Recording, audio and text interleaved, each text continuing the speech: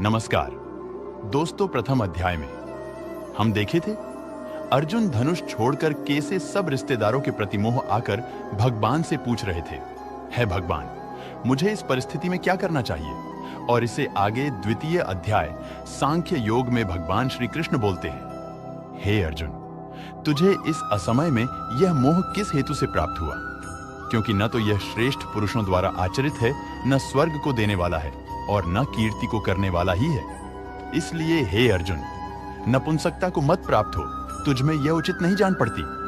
हे परंतप, हृदय की तुच्छ दुर्बलता को त्याग कर युद्ध के लिए खड़ा हो जा। फिर अर्जुन बोले, हे मधुसूदन, मैं रणभूमि में किस प्रकार बाणों से भीष्म पितामह और द्रोणाचार्य के विरुद्ध लड़ूंगा, क्योंकि हे अरिसूदन, वे दोनों ही पूजनीय हैं। इसलिए इन महानुभाव गुरुजनों को न मारकर मैं इस लोक में भिक्षा का अन्न भी खाना कल्याणकारक समझता हूं, क्योंकि गुरुजनों को मारकर भी इस लोक में रुधिर से सने हुए अर्थ और कामरूप भोगों को ही तो भोगूंगा। हम यह भी नहीं जानते कि हमारे लिए युद्ध करना और न करना, इन दोनों में से कौन सा श्रेष्ठ है, अथवा यह भी नहीं जानते कि उन्हें हम जीतेंगे या हमको वे जीतेंगे। और जिनको मारकर हम जीना भी नहीं चाहते, वे ही हमारे आत्मीय धृतराष्ट्र के पुत्र हमारे मुकाबले में खड़े हैं। इसलिए कायरता रूप दोष से उपहत हुए स्वभाव वाला तथा धर्म के विषय में मोहित चित्त हुआ मैं आपसे पूछता हूं कि जो साधन निश्चित कल्याणकारक हो वह मेरे लिए कहिए, क्योंकि मैं आपका शिष्य हूं। इसलिए आपके शरण हुए मुझको शिक्षा दीजिए, क्योंकि भूमि में निष्कंटक धन धान्य संपन्न राज्य को और देवताओं के स्वामी पने को प्राप्त होकर भी मैं उस उपाय को नहीं देखता हूं जो मेरी इंद्रियों के सुखाने वाले शोक को दूर कर सके। श्री भगवान बोले, हे अर्जुन, तू न शोक करने योग्य मनुष्यों के लिए शोक करता है और पंडितों से वचने को कहता है, परंतु जिनके प्राण चले गए हैं उनके लिए और जिनके प्राण नहीं गए हैं उनके लिए भी पंडितजन शोक नहीं करते। न तो ऐसा है कि मैं किसी काल में नहीं था, तू नहीं था, अथवा ये राजा लोग नहीं थे, और न ऐसा ही है कि इससे आगे हम सब नहीं रहेंगे।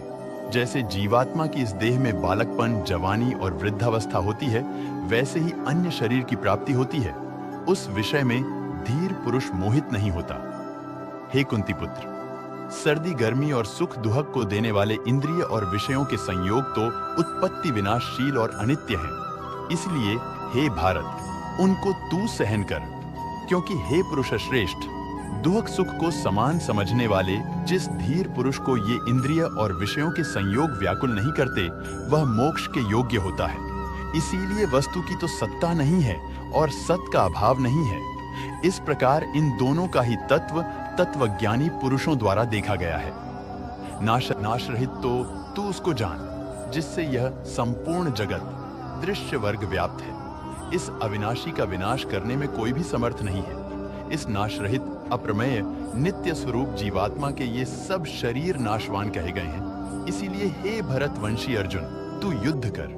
जो इस आत्मा को मारने वाला समझता है तथा जो इसको मरा मानता है, वे दोनों ही नहीं जानते, क्योंकि यह आत्मा वास्तव में न तो किसी को मारता है और न किसी द्वारा मारा जाता है। यह आत्मा किसी काल में भी न तो जन्मता है और न मरता ही है, तथा न यह उत्पन्न होकर फिर होने वाला ही है, क्योंकि यह अजन्मा, नित्य, सनातन और पुरातन है। शरीर के मारे जाने पर भी यह नहीं मारा जाता। हे पृथापुत्र अर्जुन, जो पुरुष इस आत्मा को नाशरहित, नित्य, अजन्मा और अव्यय जानता है, वह पुरुष कैसे किसको मरवाता है और कैसे किसको मारता है। जैसे मनुष्य पुराने वस्त्रों को त्याग कर दूसरे नए वस्त्रों को ग्रहण करता है, वैसे ही जीवात्मा पुराने शरीरों को त्याग कर दूसरे नए शरीरों को प्राप्त होता है। इस आत्मा को शस्त्र नहीं काट सकते, इसको आग नहीं जला सकती, इसको जल नहीं गला सकता और वायु नहीं सुखा सकता, क्योंकि यह आत्मा अच्छेद्य है। यह आत्मा अदाह्य, अक्लेद्य और निसंदेह अशोष्य है, तथा यह आत्मा नित्य, सर्वव्यापी, अचल, स्थिर रहने वाला और सनातन है। यह आत्मा अव्यक्त है, यह आत्मा अचिंत्य है और यह आत्मा विकार रहित कहा जाता है। इससे हे अर्जुन, इस आत्मा को उपर्युक्त प्रकार से जानकर तू शोक करने के योग्य नहीं है, अर्थात तुझे शोक करना उचित नहीं है।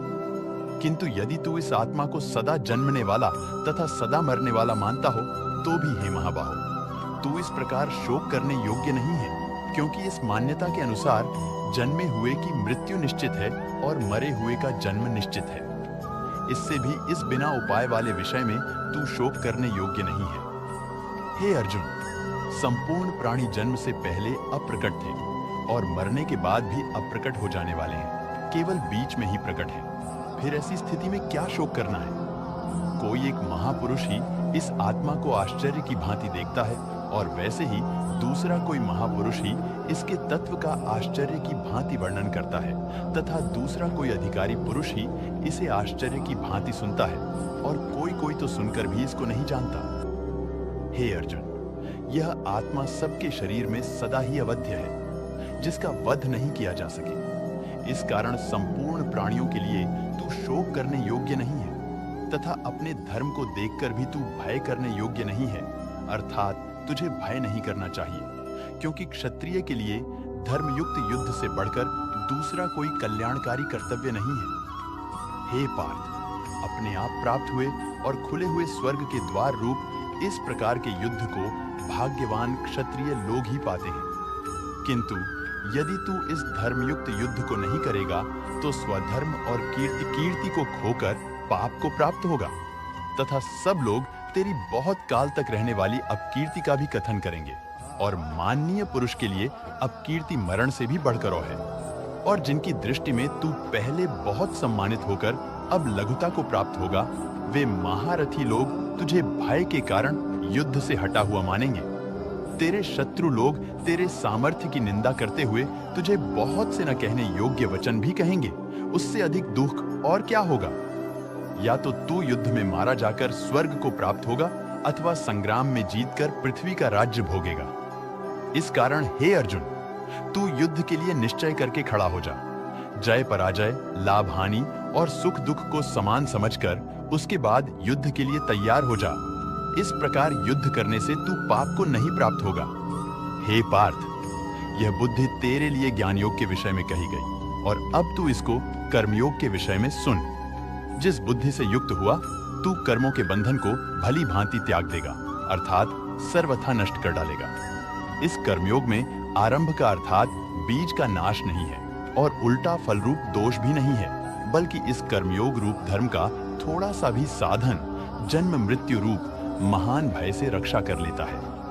हे अर्जुन, इस कर्मयोग में निश्चयात्मिका बुद्धि एक ही होती है, किंतु अस्थिर विचार वाले विवेकहीन सकाम मनुष्यों की बुद्धियां निश्चय ही बहुत भेदों वाली और अनंत होती हैं। हे अर्जुन, जो भोगों में तन्मय हो रहे हैं, जो कर्म फल के प्रशंसक वेद वाक्यों में ही प्रीति रखते हैं, जिनकी बुद्धि में स्वर्ग ही परम प्राप्य वस्तु है और जो स्वर्ग से बढ़कर दूसरी कोई वस्तु ही नहीं है, ऐसा कहने वाले हैं, वे अविवेकी जन इस प्रकार की जिस पुष्पित अर्थात दिखाऊ शोभायुक्त वाणी को कहा करते हैं, जो कि जन्म रूप कर्म फल देने वाली एवं भोग तथा ऐश्वर्य की प्राप्ति के लिए नाना प्रकार की बहुत सी क्रियाओं का वर्णन करने वाली है। उस वाणी द्वारा जिनका चित्त हर लिया गया है, जो भोग और ऐश्वर्य में अत्यंत आसक्त हैं, उन पुरुषों की परमात्मा में निश्चयात्मिका बुद्धि नहीं होती। हे अर्जुन, वेद उपर्युक्त प्रकार से तीनों गुणों के कार्य रूप समस्त भोगों एवं उनके साधनों का प्रतिपादन करने वाले हैं। इसलिए तू उन भोगों एवं उनके साधनों में आसक्तिहीन, हर्ष शोकादि द्वंद्वों से रहित, नित्य वस्तु परमात्मा में स्थित योग क्षेम को न चाहने वाला और स्वाधीन अंतःकरण वाला हो। सब ओर से परिपूर्ण जलाशय के प्राप्त हो जाने पर छोटे जलाशय में मनुष्य का जितना प्रयोजन रहता है, ब्रह्म को तत्व से जानने वाले ब्राह्मण का समस्त वेदों में उतना ही प्रयोजन रह जाता है। तेरा कर्म करने में ही अधिकार है, उसके फलों में कभी नहीं। इसलिए तू कर्मों के फल हेतु मत हो तथा तेरी कर्म न करने में भी आसक्ति न हो। हे धनंजय, तू आसक्ति को त्याग कर तथा सिद्धि और असिद्धि में समान बुद्धि वाला होकर योग में स्थित हुआ कर्तव्य कर्मों को कर। समत्व जो कुछ भी कर्म किया जाए उसके पूर्ण होने और न होने में तथा उसके फल में संभव रहने ही योग्य कहलाता है। इस समत्व रूप बुद्ध योग से इस काम कर्म अत्यंत ही निम्न श्रेणी का है। इसलिए हे धनंजय, तू संबुद्धि में ही रक्षा का उपाय ढूंढ, अर्थात बुद्ध योग का ही आश्रय ग्रहण कर, क्योंकि फल के हेतु बनने वाले अत्यंत दीन हैं। संबुद्धियुक्त पुरुष पुण्य और पाप दोनों को इसी लोक में त्याग देता है, अर्थात उनसे मुक्त हो जाता है। इससे तू समत्व रूप योग में लग जा। यह समत्व रूप योग ही कर्मों में कुशलता है, अर्थात कर्म बंध से छूटने का उपाय है। क्योंकि समबुद्धि से युक्त ज्ञानी जन कर्मों से उत्पन्न होने वाले फल को त्याग कर जन्म रूप बंधन से मुक्त हो निर्विकार परम पद को प्राप्त हो जाते हैं। जिस काल में तेरी बुद्धि मोहरूपी दलदल को भली भांति पार कर जाएगी, उस समय तू सुने हुए और सुनने में आने वाले इस लोक और परलोक संबंधी सभी भोगों से वैराग्य को प्राप्त हो जाएगा। भांति भांति के वचनों को सुनने से विचलित हुई तेरी बुद्धि जब परमात्मा में अचल और स्थिर ठहर जाएगी, तब तू योग को प्राप्त हो जाएगा, अर्थात आपका परमात्मा से नित्य संयोग हो जाएगा। ये सुनकर अर्जुन बोले, हे केशव, समाधि में स्थित परमात्मा को प्राप्त हुए स्थिर बुद्धि पुरुष का क्या लक्षण है? वह स्थिर बुद्धि पुरुष कैसे बोलता है, कैसे बैठता है और कैसे चलता है? श्री भगवान बोले, हे अर्जुन, जब यह व्यक्ति मन में मौजूद सभी इच्छाओं को पूरी तरह से त्याग देता है और आत्मा से यानी समर्पण के साथ, आत्मा के साथ अभिन्न रूप से रहते हुए केवल भगवान में संतुष्ट रहता है, तो उसे स्थिर मन कहा जाता है, यानी तब वह नहीं होता है, भ्रमित है और केवल तत्वदर्शी संत के सच्चे आध्यात्मिक ज्ञान पर ही पूर्णतः आधारित रहता है। वह एक योगी है, दुखों की प्राप्ति पर जिसका मन अविचल रहता है, सुखों की प्राप्ति पर जो सदैव इच्छाओं से मुक्त रहता है और जिसके काम, भय और क्रोध नष्ट हो गए हैं, वह साधु अर्थात साधक स्थिर बुद्धि वाला कहा जाता है। जो पुरुष सर्वत्र स्नेह रहित हुआ उस शुभ या अशुभ वस्तु को प्राप्त होकर न प्रसन्न होता है और न द्वेष करता है, उसकी बुद्धि स्थिर है। और कछुआ सब ओर से अपने अंगों को जैसे समेट लेता है, वैसे ही जब यह पुरुष इंद्रियों के विषयों से इंद्रियों को सब प्रकार से हटा लेता है, तब उसकी बुद्धि स्थिर होती है। इंद्रियों द्वारा विषयों को ग्रहण न करने वाले पुरुष के भी केवल विषय तो निवृत्त हो जाते हैं, परंतु उनमें रहने वाली आसक्ति निवृत्त नहीं होती। इस स्थिर बुद्धि वाला पुरुष की तो आसक्ति भी परमात्मा का साक्षात्कार करके निवृत्त हो जाती है। हे अर्जुन, आसक्ति का नाश न होने के कारण ये प्रमथन स्वभाव वाली इंद्रियां यत्न करते हुए बुद्धिमान पुरुष के मन को भी बलपूर्वक हर लेती हैं।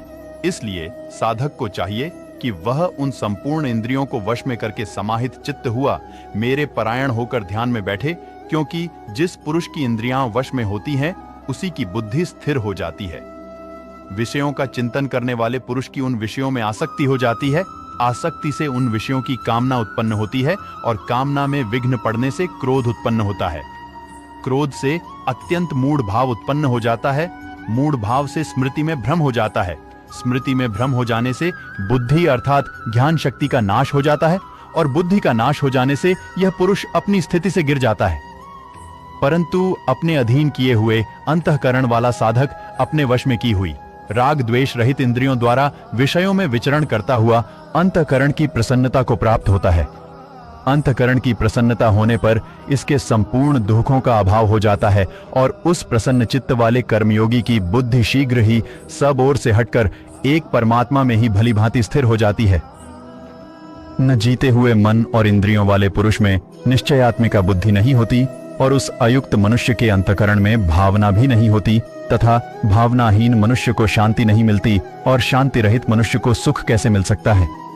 क्योंकि जैसे जल में चलने वाली नाव को वायु हर लेती है, वैसे ही विषयों में विचरती हुई इंद्रियों में से मन जिस इंद्रिय के साथ रहता है, वह एक ही इंद्रिय इस अयुक्त पुरुष की बुद्धि को हर लेती है। इसलिए हे महाबाहो, जिस पुरुष की इंद्रियां इंद्रियों के विषयों में सब प्रकार निग्रह की हुई है, उसी की बुद्धि स्थिर है। संपूर्ण प्राणियों के लिए जो रात्रि के समान है, उस नित्य ज्ञान स्वरूप परमानंद की प्राप्ति में स्थिर बुद्धि वाला योगी जागता है, और जिस नाशवान सांसारिक सुख की प्राप्ति में सब प्राणी जागते हैं, परमात्मा के तत्व को जानने वाले मुनि के लिए वह रात्रि के समान है। जैसे नाना नदियों के जल सब ओर से परिपूर्ण अचल प्रतिष्ठा वाले समुद्र में उसको विचलित न करते हुए ही समा जाते हैं, वैसे ही सब भोग जिस स्थित प्रज्ञ पुरुष में किसी प्रकार का विकार उत्पन्न किए बिना ही समा जाते हैं, वही पुरुष परम शांति को प्राप्त होता है, भोगों को चाहने वाला नहीं। जो पुरुष संपूर्ण कामनाओं को त्याग कर ममता रहित, अहंकार रहित और स्पृहा रहित हुआ विचरता है, वही शांति को प्राप्त होता है, अर्थात वह शांति को प्राप्त है। हे अर्जुन, यह ब्रह्म को प्राप्त हुए पुरुष की स्थिति है। इसको प्राप्त होकर योगी कभी मोहित नहीं होता और अंत काल में भी इस ब्राह्मी स्थिति में स्थित होकर ब्रह्मानंद को प्राप्त हो जाता है।